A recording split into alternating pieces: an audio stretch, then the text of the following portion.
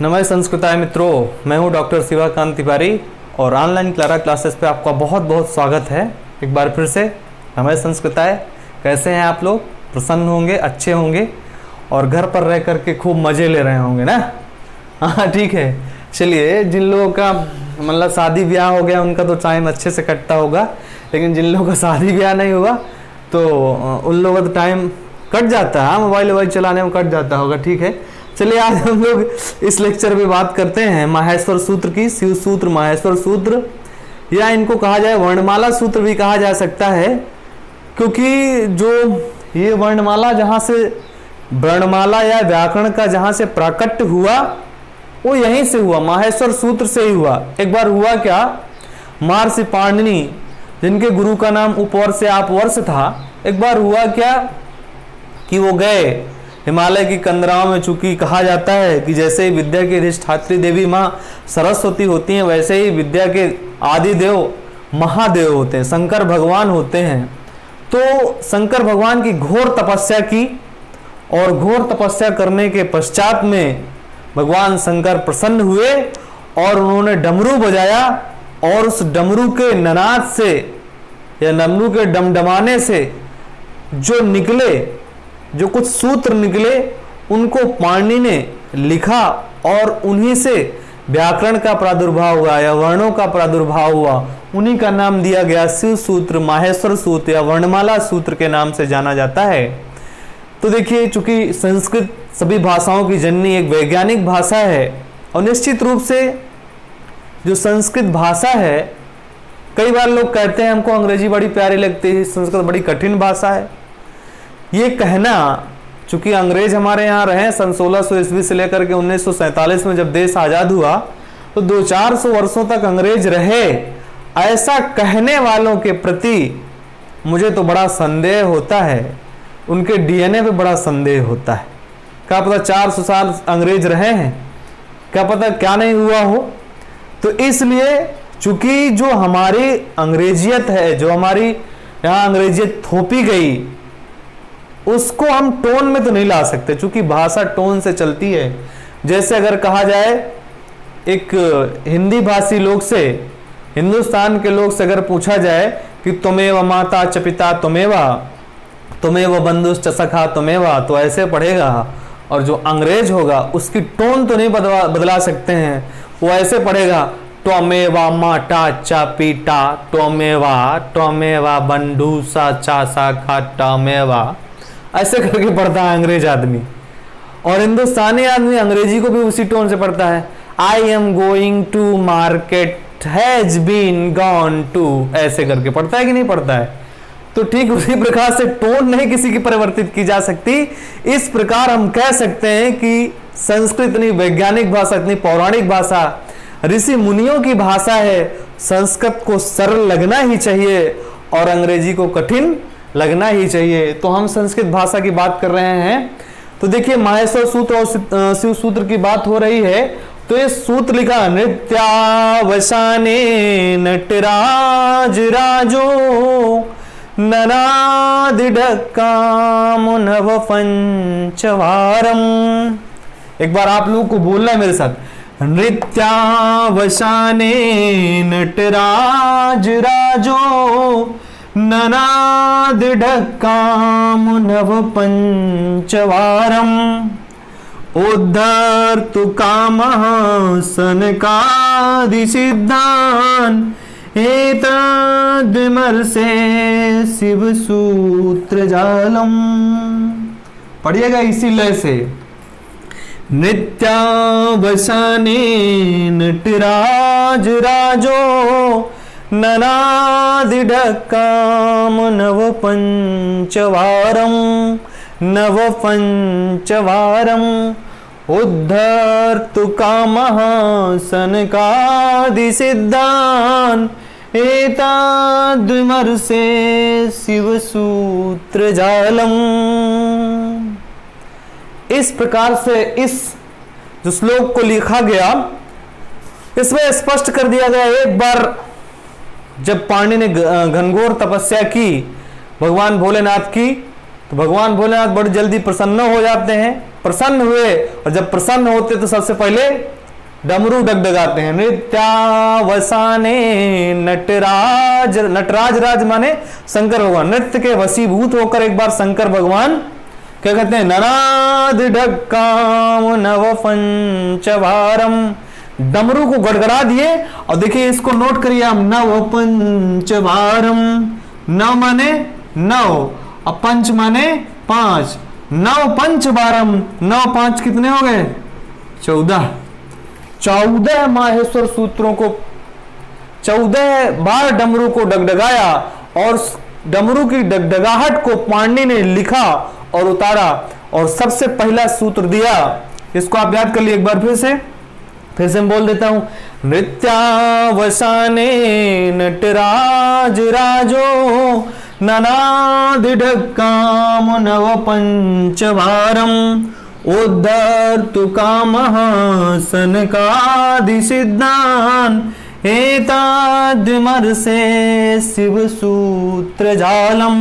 इस प्रकार से 14 माहेश्वर सूत्र बहुत बार परीक्षा में पूछा जाता है कि माहेश्वर सूत्रों की संख्या कितनी है, तो 14 है, 13 नहीं है, 15 नहीं है, 10 नहीं है, सिर्फ और सिर्फ कितनी है 14 माहेश्वर सूत्र हैं। और पहला सूत्र लिखा आ ई ऊड़, क्या लिखा पहला सूत्र, यहां से लिखना शुरू करता हूं मैं, आ ई ऊड़, ये पहला सूत्र लिखा। आयुड़, क्या लिखा आयुड़, आपको बोलते रहना है, आपको आज माहेश्वर सूत्र याद हो जाए। अगर आपको संस्कृत पढ़नी है तो संस्कृत की पहली जड़ मूल रोम है ना, तो इस जड़ को आप नहीं पढ़ेंगे तो आप सोचे कि बाद में याद कर लेंगे तो फिर कभी नहीं याद होगा। आज मेरे साथ देखेंगे तो आप एहसास होगा आपको कि नहीं हमें याद हो गया, महसूस करेंगे कि नहीं याद हुआ।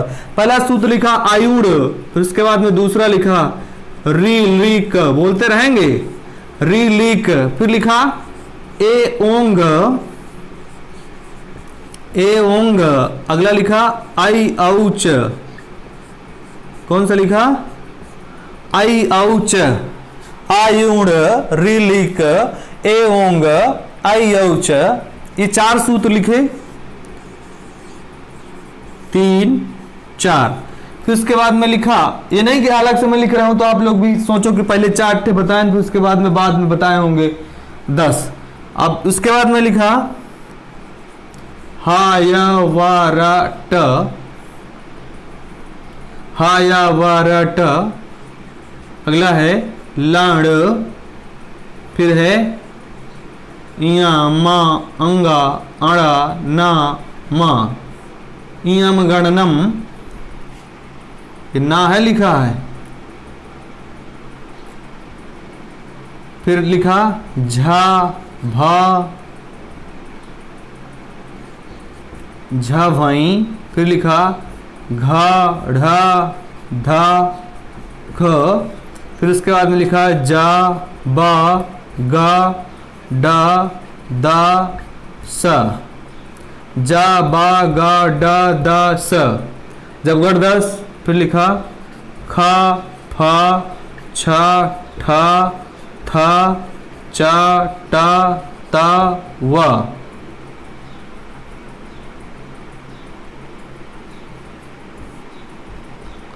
खा फा छा ठा था चा टा ता वा, फिर लिखा का पा य, फिर लिखा शा शा शा र, फिर लिखा हल।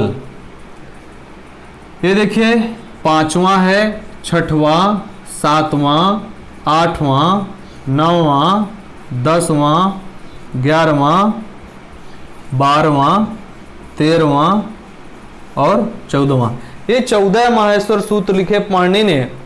तो देखिए नोट कर लीजिए आप लोग जो ना लिख पाए हो, फिर आपको सबको बोलना भी है इसलिए आप नोट कर लीजिए।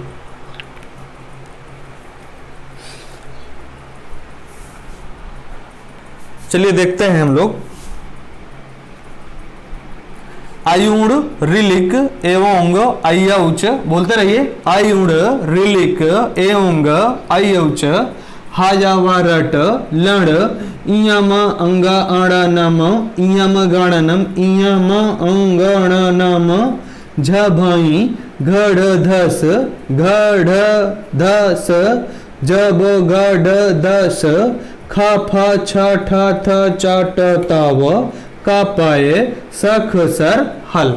ये 14 माहेश्वर सूत्र हैं, तो आप इनको देखेंगे। अब इनको क्रम से हम लोग पढ़ लेते हैं। अब देखिए, आप एक विशेष गौर करिएगा, जो बाद वाले वर्ण हैं इन सब में हलंत लगा हुआ, देखते रहिए गौर से देखिए, बाकी सब में हलंत नहीं लगा हुआ है। तो बाद वाले जिनमें हलंत लगा हुआ है इन वर्णों को कहते हैं इत संज्ञक वर्ण। क्या कहते हैं? इत संज्ञक वर्ण। वर्णमाला में इनकी गणना नहीं की जाती है, इत संज्ञक वर्ण है, सब में हलंत हलन जिनमें लगा रहता है। चलिए हम इसको देख लेते हैं, एक बार फिर से बोलिए। आयुड़ आयुड़, रिल रिक ए ओंग, अयौच अयौच। ये देखिए, जो 4 माहेश्वर सूत्र हैं, जो पाणिनि ने पहले 4 माहेश्वर सूत्र लिखे, देखिएगा इसकी वैज्ञानिकता कितनी सिद्ध होती है इन माहेश्वर सूत्रों में।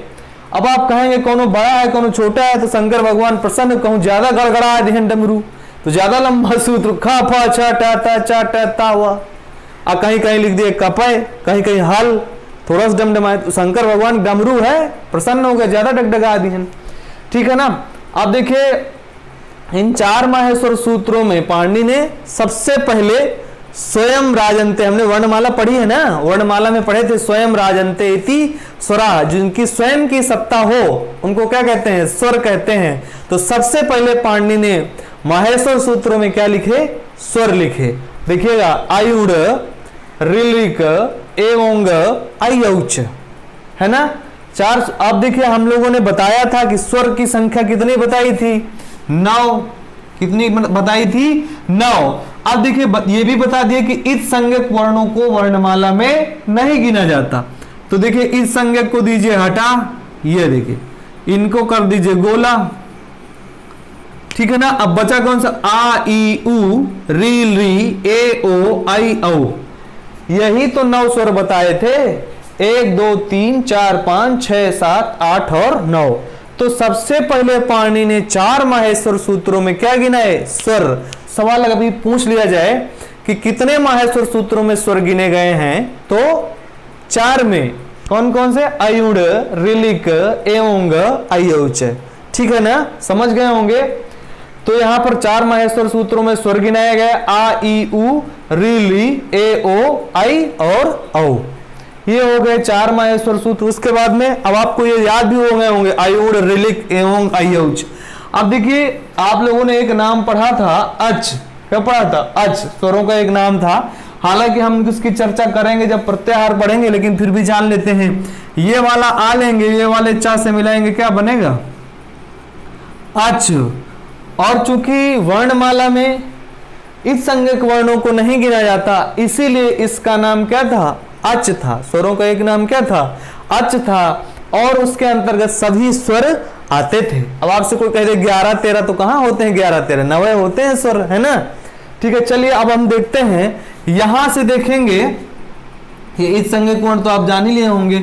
अब इन 2 माहेश्वर सूत्रों में यदि हा को छोड़ दिया जाए, ये वाला या ले लीजिए और ये वाला णा, तो क्या बन जाएगा? यण। क्या बन जाएगा? यण। और यण प्रत्याहार में या व रा। अब अंतिम इस संज्ञक वर्णों को इनमें भी हटाइए। कौन कौन से? या व रा ला। कौन कौन से आएंगे? या व रा ला। क्या कौन कौन से आएंगे? या व रा और ला। इनको कहा जाता है अर्ध स्वर। क्या कहा जाता है? अर्ध स्वर। देखिए कितनी वैज्ञानिकता है। पहले 4 सूत्रों में क्या गिना है? स्वर। बोलो, क्या गिना है? स्वर। उसके बाद में 2 सूत्रों में क्या गिना है? अर्ध स्वर। क्या गिना है? अर्ध स्वर। कौन कौन से? या वा रा और ला। ये अर्ध स्वर के अंतर्गत आते हैं। आपसे कभी परीक्षा में पूछ ले अर्ध स्वर कौन कौन से है, तो या वा रा ला। हिंदी में पूछे अलग पहलू, हिंदी में भी हालांकि कुछ विद्वानों ने यावा राला सभी को माना है, लेकिन ज्यादातर यावा को ही वहां पर अर्ध स्वर माना गया है। संस्कृत में बता देता हूं कि या वा ला सभी क्या हैं, अर्ध स्वर हैं। तो इन दो माहेश्वर सूत्रों में पहले स्वर गिनाए गए, पहले क्या गिनाए गए, इसमें लिख देते हैं स्वर गिनाए गए 4 सूत्रों में। तो उसके बाद में क्या गिनाए गए, अर्ध स्वर गिनाए गए। अब देखिएगा ये एक सूत्र है, इसमें वर्गों के 5वें अक्षर गिनाए गए। कौन गिनाए गए, वर्गों के 5वें, वर्गों के पंचमाक्षर गिनाए गए। जैसे आपसे कहा जाए का वर्ग कौन कौन से हैं, तो का वर्ग, चा वर्ग, टा वर्ग, ता वर्ग, पा वर्ग, कुचु टू तू पू, पढ़े है ना, बताया भी कुचु टू तू पू। तो यहां पर वर्गों के पंचमाक्षर गिनाए गए। वर्गों के पंचमाक्षर में इया, मा, अंगा, डा और ना, ये 5 पंचमाक्षर आते हैं, वर्गों के पंचमाक्षर गिनाए गए। इसके बाद में इन 2 सूत्रों में वर्गों के चौथे अक्षर गिनाए गए। कौन से अक्षर गिनाए गए, वर्गों के चौथे अक्षर गिनाए गए। अब आप खुद बताएंगे कि अब किसकी बारी है। सबसे पहले सुर गिनाए गए जो स्वयं बोले जाते हैं।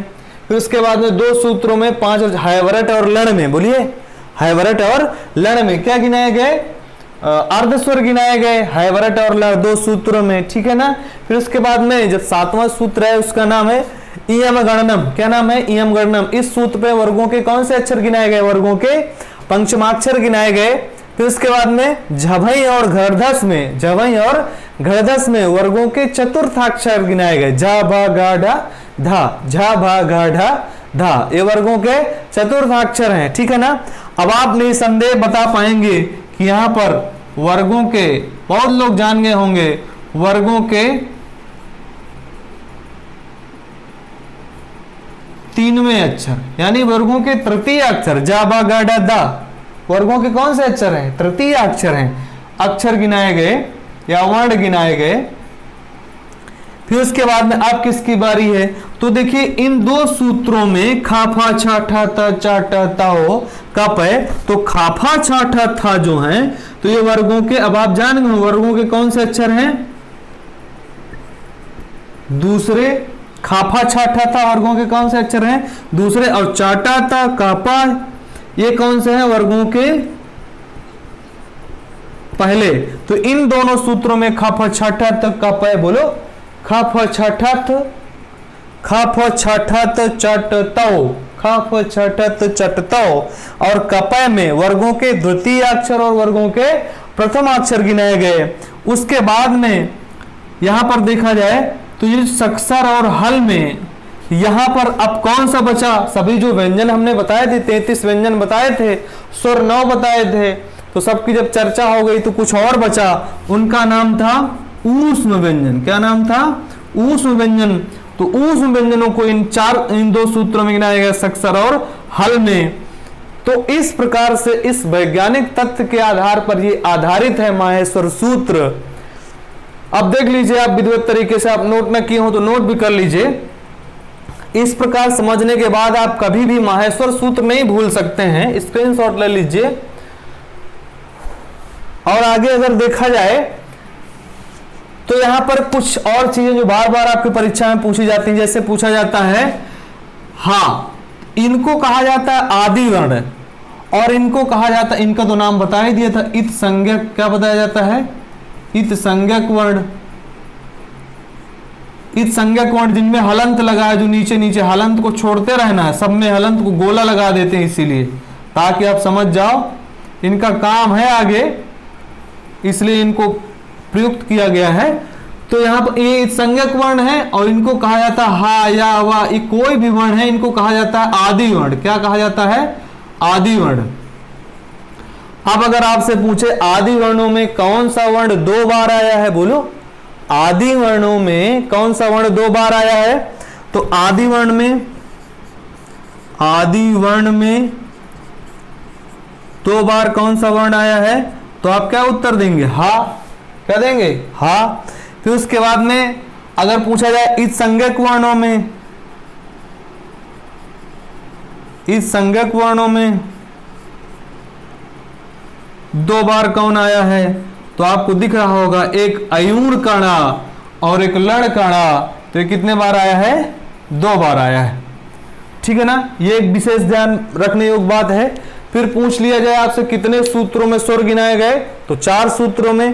कितने सूत्रों में व्यंजन गिनाए गए, तो अब 4 के बाद कितने बचे? 10। कुल माहेश्वर सूत्र की संख्या कितनी है? 14। ठीक है ना, तो माहेश्वर सूत्र आप बेहतर तरीके से जान गए होंगे निश्चित रूप से। तो अब आगे की चर्चा हम लोग अगले लेक्चर में करेंगे, तब तक के लिए ये पर्याप्त है। इसको आज देखिए, 1 बार 2 बार 3 बार वीडियो देखिएगा तो आप निश्चित रूप से आज माहेश्वर सूत्र याद कर लेंगे। अगर आपको माहेश्वर सूत्र नहीं याद आते हैं तो आगे की संस्कृत पढ़ने के लिए तैयार मत रहिएगा, पहले इनको याद करिए, फिर उसके बाद में आगे की संस्कृत पढ़िएगा, अगला लेक्चर देखिएगा। पहले इनको आज ही रट डालना है। रटना क्या है, कितना सरल है। 4 सूत्रों में पहले स्वर अयूण ऋलिक एवं अयु छैवरट। मैं एक बार पढ़ देता हूं, एक बार मेरे साथ पढ़िएगा। अयूण ऋलिक एवं अयु छैवरट लड़ यमगणनम झवई गणधस जब गणधस खप चट चट तो कपय सक्षर हल। अयूण ऋलिक एवं अयु छैवरट लणम गणनम झवई गणधस जबरदस्त खप चटत चटतो कपय सक्षर हल। जैसे ही हल पढ़ेंगे वैसे ही आपका भी हल हो जाएगा, आपकी सारी समस्याओं का हल हो जाएगा। शादी ब्याह नहीं हो तो शादी ब्याह हो जाएगा। ठीक है ना, तब तक के लिए नमः संस्कृताय। प्रसन्न रहिए, खुश रहिए।